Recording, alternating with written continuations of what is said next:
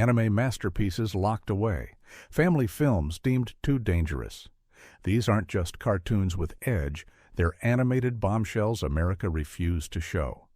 One even caused fainting spells in Japan before getting completely blacklisted here. Another became a box office sensation across Europe, while Americans couldn't legally watch it until 2019. The truth? Sometimes the most powerful animation never makes it past our borders. While Hollywood churns out safe, marketable fare, these boundary-pushing animated films found passionate audiences overseas, but remained locked behind an invisible wall for American viewers. What were we afraid of seeing? Grave of the Fireflies, 1988. Imagine an animated film so devastating that American distributors simply refused to touch it. Studio Ghibli's masterpiece follows two orphaned children struggling to survive after American firebombing in World War II. Japan, and it hits harder than a freight train. Director Isao Takahata crafted scenes so unflinchingly realistic that test audiences couldn't handle it. People walked out in tears, some reportedly requiring medical attention after screenings. While other countries embraced this film in theaters, American distributors deemed it too depressing for mainstream audiences. Japan celebrated it as a profound anti-war statement. Europe praised its artistic bravery. Meanwhile, America relegated it to limited festival screenings and obscure art houses, effectively keeping it from the general public for years. Roger Ebert called it one of the greatest war films ever made, yet it remained virtually unseen by American audiences for years.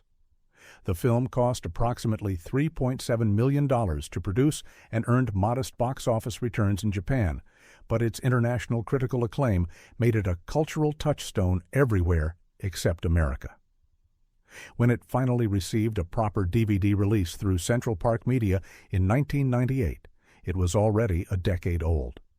Takahata himself never understood America's reluctance. Children are tougher than we think. They can handle difficult subjects if presented honestly. The film's unflinching portrayal of American military actions created a discomfort that kept it from wide release. A rare case where animation's power to convey difficult truths became its greatest liability. Animation scholar Susan Napier pointed out the irony. America produces films about the atomic bombing of Japan, but struggles to confront stories about conventional bombing campaigns. This double standard kept one of animation's most powerful achievements from American eyes for years.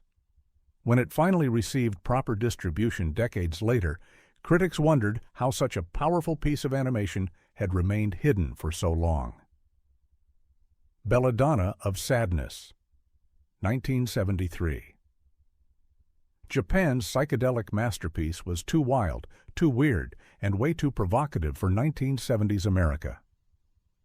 This watercolor fever dream follows a medieval peasant woman who makes a deal with the devil after being brutalized by a local lord. The animation style? Think Gustav Klimt having an acid trip with Ralph Bakshi, flowing, surreal, and absolutely nothing like what Americans considered cartoons. Shot for approximately $175,000, the film bankrupted its studio Mushi production and disappeared entirely from circulation. While French critics hailed it as visionary art, American censors slammed it with an X rating, effectively banning it from mainstream theaters and distribution chains. Even counterculture theaters wouldn't touch it. Too experimental, too foreign, too everything. The film's watercolor animation technique was revolutionary, each frame hand-painted with psychedelic precision. Director Eiichi Yamamoto pushed boundaries nobody else dared approach, mixing still imagery with fluid animation in ways that influenced generations of artists who never got to see the original work. The result? A cult classic overseas that Americans couldn't legally see until 2016, when independent distributor Cinelicious Pix finally gave it a restored theatrical release. Film historian Jasper Sharp calls it one of the most important rediscoveries of Japanese animation. Yet for decades, animation fans in America couldn't even find bootleg copies. Critic Kate Stables described it as animation that doesn't attempt to replicate reality but creates its own emotional landscape.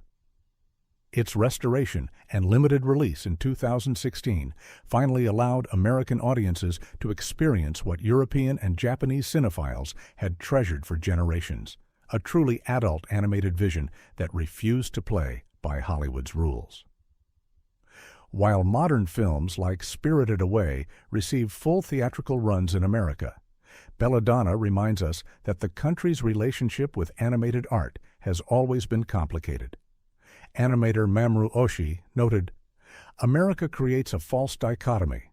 Animation is either for children or perverts. There's no space for animated art." The King and the Mockingbird, 1980. This French animated classic took 30 years to complete and influenced every major animation studio from Ghibli to Pixar. Yet Americans couldn't legally watch it until 2014. Based on a Hans Christian Andersen tale, director Paul Grimolt's masterpiece faced legal battles that kept it from U.S. shores despite its revolutionary impact on global animation. Hayao Miyazaki called it the film that changed my life. The film cost approximately $5 million and became France's most celebrated animated feature. Studio Ghibli founders Hayao Miyazaki and Isao Takahata cited it as a primary influence on their work, even traveling to France to meet Grimolt and study his techniques. Critics called it the greatest French animated film ever made, praising its surreal architecture, political subtext, and technical innovations. While Japanese, European, and South American audiences enjoyed this classic for decades, Americans couldn't find it through any legitimate channels. No theatrical release, no home video, no television broadcast, a masterpiece rendered invisible through legal complications rather than content concerns. Rights issues between Grimolt and his producer kept the film tangled in litigation that prevented American distribution. The film pioneered techniques that would later become animation standards, multiplane cameras for depth, dynamic character animation, and sophisticated background paintings. Animation historian Jerry Beck explained, "This film invented techniques that American studios would discover decades later, yet Americans couldn't see the original." When it finally received limited American theatrical distribution in 2014, critics were stunned by how modern it still felt. Its innovative camera movements, surreal imagery, and sophisticated storytelling had influenced animation worldwide while remaining completely unavailable to American audiences, one of animation history's strangest disappearing acts. Director Brad Bird, whose films show clear influence from Grimolt, commented, "Sometimes the most influential work is the hardest to see." When the Wind Blows, 1986. An elderly British couple prepares for nuclear war with the same cheerful attitude they had during World War II, not understanding the difference between conventional bombing and atomic fallout. This devastatingly powerful animated film from Raymond Briggs got theatrical releases across Europe, but was effectively suppressed in Reagan-era America. Its anti-nuclear message came at a time when Cold War tensions made such viewpoints politically dangerous. It premiered in Britain to strong reviews, but in the United States, distributors buried it. Cold War tensions made its unflinching look at nuclear annihilation too controversial for mainstream American theaters. It received minimal distribution and quickly disappeared. Director Jimmy Murakami recalled, "American distributors said it was too depressing, too political. They wanted a happy ending to nuclear war." The film featured voice acting from legendary performers John Mills and Peggy Ashcroft, with an original score by Roger Waters of Pink Floyd. Made for approximately $2.8 million, it became a critical darling in Britain and Japan while remaining virtually unseen in America. The animation combined traditional cell techniques with Briggs' distinctive pastel art style, creating a warm, nostalgic look that made its devastating conclusion even more powerful. Director Jimmy Murakami later revealed that American distributors demanded changes to make the film less politically charged, changes he refused to make.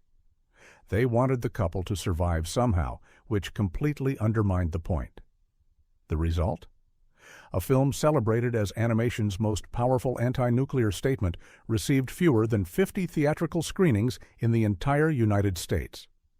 British film critic Mark Kermode called it possibly the most important animated film ever made, noting its unflinching portrayal of nuclear war's reality without spectacle or heroics. The film's matter-of-fact approach to radiation poisoning proved too much for American distributors who preferred their Cold War narratives to include clear heroes, villains, and American triumph.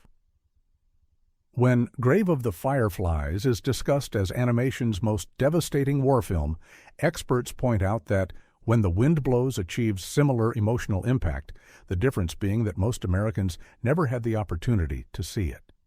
Animation scholar Paul Wells noted, America was comfortable with nuclear war as an abstraction, but couldn't handle seeing its human consequences, even in animated form. Feladay, 1994.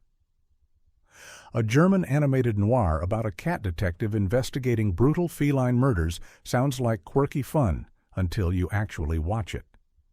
Feladay delivers graphic violence, nightmare sequences, and themes that sent American distributors running for the hills. This isn't cute talking animals, it's Seven with cats, complete with decapitations, cult rituals, and experiments gone horribly wrong.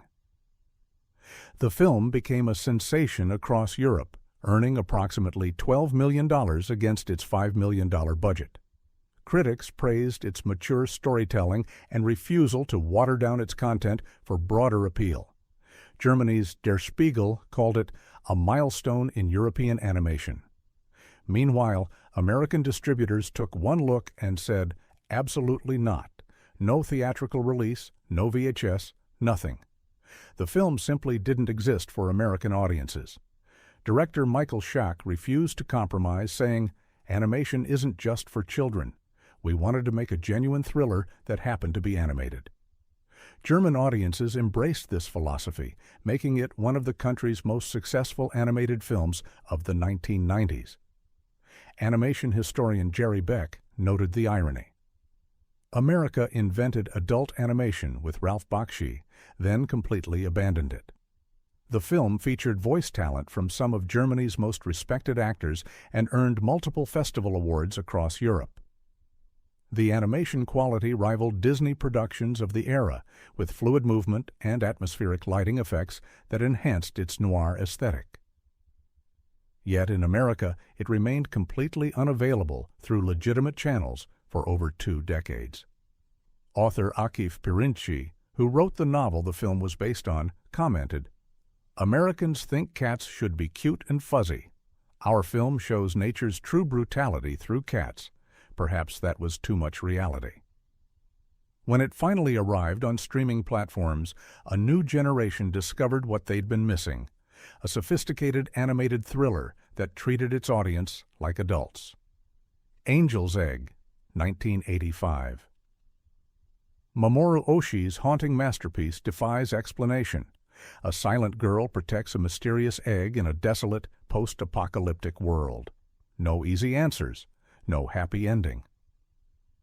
Just 71 minutes of gorgeous philosophical meditation that American distributors couldn't figure out how to market. The film contains barely 20 lines of dialogue across its entire runtime, relying instead on visual storytelling and symbolic imagery. While Japan celebrated Oshii's bold artistic vision, American companies passed it over completely. No theatrical release, no VHS, no official distribution whatsoever. The film became legendary among animation aficionados, a hidden treasure you could only find through underground channels. Film scholar Brian Rue called it, perhaps the most important animated film Americans were never allowed to see. Art director Yoshitaka Amano, who later gained fame for his Final Fantasy designs, created a visual language unlike anything in Western animation. Every frame could hang in a gallery, cathedral ruins, fossilized shadows, surreal fish that swim through air. Critics in France and Japan called it a visual poem, but American companies couldn't see past their rigid definitions of what animation should be. The film cost approximately $600,000 to produce and never saw commercial success, but its artistic influence spread throughout Japanese animation. Directors like Hideaki Anno cited it as a major inspiration for works like Neon Genesis Evangelion. The film's Christian symbolism and existential themes proved too complex for marketers who preferred clear heroes, villains, and resolutions. Animation director Yasuhiro Yoshiura explained, "Oshii created animation that asks questions rather than providing answers. American distributors want films that provide comfort, not discomfort." For decades, American animation fans had to rely on fan translations and bootlegs until streaming services finally made it legally available, a testament to how far ahead of its time Angel's Egg truly was. Perfect Blue, 1997. Before Black Swan explored a performer's psychological breakdown, Satoshi Kon's animated thriller went places Hollywood wouldn't dare. Its brutal depiction of stalking, identity crisis, and blurred reality was too intense for American theaters in the late 90s. This wasn't just banned, it was actively avoided, deemed too disturbing for American audiences, despite mature animated films like South Park breaking box office records the same year. The film cost approximately $1 million to produce and became an instant cult hit in Japan and Europe. Critics called it revolutionary. Director Darren Aronofsky purchased the rights to a key sequence just so he could recreate it shot for shot in Requiem for a Dream. When asked about it, Aronofsky simply said, "Perfect Blue is a masterpiece. I wanted to pay homage to it." While overseas audiences experienced Perfect Blue in theaters, Americans could only find heavily edited VHS copies or bootlegs. Mima's descent into paranoia, with its shocking violence and psychological horror, was deemed too extreme for American theatrical distribution. The film's exploration of celebrity culture and the early Internet proved startling, prophetic, examining themes of online identity and parasocial relationships decades before social media made them mainstream concerns. Anime scholar Susan Napier noted, "Kon's film predicted our current crisis of identity in digital spaces. America wasn't ready to confront these ideas through animation." The film's innovative editing techniques, cutting between reality, hallucination, and television, created a disorienting experience that influenced filmmakers worldwide while remaining largely unseen in America. Roger Corman once said, "The first person through the wall always gets bloody." Perfect Blue crashed through animation's boundaries with such force that it took America over a decade to catch up. When it finally received proper distribution in the U.S. in 2018, critics marveled at how contemporary it still felt, a visionary work that America wasn't ready to embrace when it first appeared. Fritz the Cat, 1972. Ralph Bakshi's countercultural bombshell became the first animated film slapped with an X rating, essentially banning it from mainstream American theaters. Based on R. Crumb's underground comics, this satirical take on 1960s culture follows a feline college student through a world of drugs, revolution, and free love. The film doesn't just break taboos, it obliterates them with gleeful abandon. The Catholic Legion of Decency, which basically ran the moral police at the time, condemned it for glorifying counterculture behavior. Entire cities banned it outright. Chicago refused to show it. Boston pulled it from theaters after one screening. The MPAA refused to budge on its X rating, ensuring most theaters wouldn't touch it and newspapers wouldn't run advertisements. Despite, or because of, the controversy, Fritz became the most successful independent animated feature of its time, grossing $90 million worldwide on a budget of just $700,000. Overseas, it played in mainstream theaters and won festival awards. Paris theaters showed it for months. Japan embraced it as breakthrough animation. Meanwhile, Americans had to seek it out in underground venues and midnight screenings. Even creator R. Crumb disowned the film, unsuccessfully suing to have his name removed from the credits. He claimed Bakshi had turned his social satire into crass exploitation. Bakshi fired back, "Crumb's work was already adult. I just brought it to life." The public feud only increased the film's notoriety and foreign box office. Roger Ebert gave it 4 stars, calling it a reminder that animation isn't just for children. The film's success overseas proved audiences were ready for mature animation, but America's theatrical gatekeepers wouldn't fully embrace the concept for decades. Animation historian Charles Solomon noted, "Fritz showed America wasn't ready for animation to grow up, despite its popularity everywhere else in the world." Persepolis, 2007. Marjane Satrapi's autobiographical masterpiece about growing up during Iran's Islamic Revolution wasn't technically banned, it was just completely sidelined. While France gave it a wide release and an Oscar nomination, American distributors buried it in limited art house screenings, afraid its political content would spark controversy. The black and white animation style was both artistically striking and commercially risky in a market dominated by colorful 3D productions. The film won the jury prize at Cannes and grossed over $22 million worldwide on a modest $7.3 million budget. Critics universally praised its bold black and white animation style and powerful storytelling. Peter Travers called it a small landmark of a movie. Yet most Americans never had the chance to see it in theaters. At its widest release, it played on fewer than 200 screens nationwide. In Lebanon, Iran, and several Middle Eastern countries, the film faced actual government bans. America's version of censorship was subtler, limited distribution, minimal marketing, and restrictive booking patterns. The film's unfiltered look at Islamic fundamentalism made distributors nervous in post-9/11 America, particularly its criticism of religious extremism and Western interference in Iranian politics. Director Vincent Perronneau stated, "Animation allowed us to be more universal and avoid turning this into an exotic film." The strategy worked brilliantly overseas, where audiences embraced its humanity and universal coming-of-age story. In France alone, over 1 million people saw it theatrically. In America, fear of controversy effectively kept one of animation's most powerful political statements from reaching mainstream audiences. Satrapi herself commented on America's reaction. "The irony is that my film criticizes fundamentalism, yet America was too fundamentalist to show it properly.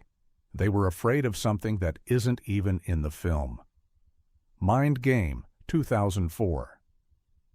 Masaki Yuasa's psychedelic masterpiece looks like someone put every animation style in a blender and hit puree.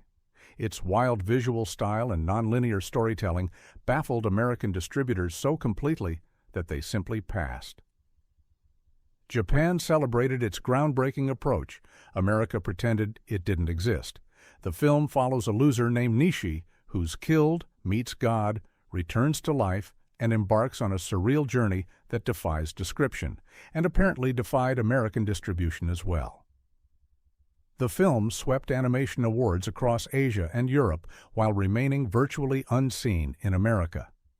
Production studio 4 Degrees Celsius spent approximately $3 million creating its revolutionary visual style, blending hand-drawn animation with digital techniques in ways nobody had attempted before. It incorporates realistic figures, cartoonish exaggerations, rotoscoping, and abstract symbolism, sometimes all within the same scene.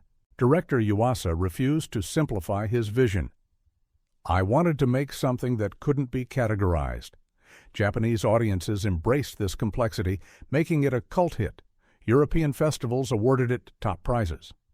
But American distributors couldn't figure out how to market it. The film never received theatrical distribution in the U.S.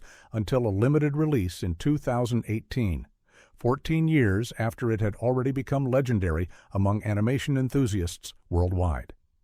Animation director Satoshi Kon praised it as a lightning bolt of creative freedom, while America's animation industry largely ignored its innovations. The film's influence spread underground through bootlegs and festival screenings, inspiring a generation of animators who had to seek it out rather than finding it in theaters.